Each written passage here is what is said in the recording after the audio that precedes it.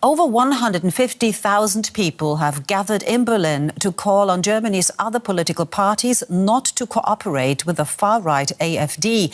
It comes after the conservative Christian Democrats voted with the AfD to pass a motion in parliament. Critics say it broke a long-standing convention in Germany on German politics against working with the far right. On Saturday, a similar march in Hamburg drew some 220,000 people. The AfD is projected to poll strongly in German federal elections later this month. And we asked protesters why they joined the rally in the German capital.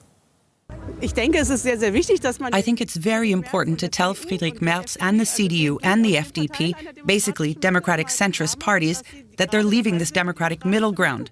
I'm not sure if they're aware of that, and I think it's important to let them know. I think it's very important to be here today, since I'm Italian. I know what happens.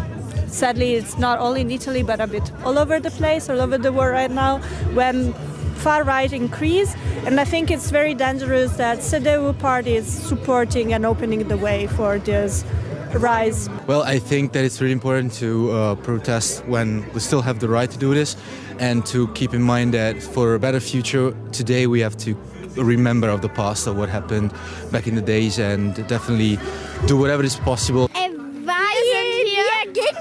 We're here because we're against the AfD, and the AfD isn't good. The world is so colorful, and they're making it darker and darker.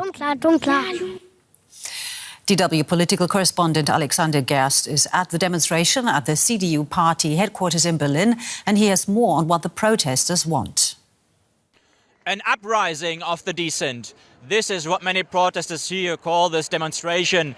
Tens of thousands of people have gathered here right in front of the headquarters of the Conservative Party to show their dissent with how Friedrich Merz is possibly willing to tolerate AfD-backed majorities in parliament.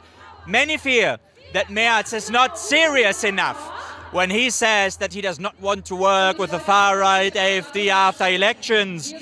Many parties argue that his promise is not valid anymore, the promise known as the firewall, to not work with the far-right AfD. And even from within his own party, there's criticism. Most notably, the former Chancellor Angela Merkel has criticized Friedrich Merz for his move in the last week. And indeed, we're seeing first indications that this could have backfired for Friedrich Merz and his party. As first polls show that the CDU party may lose support over the issue.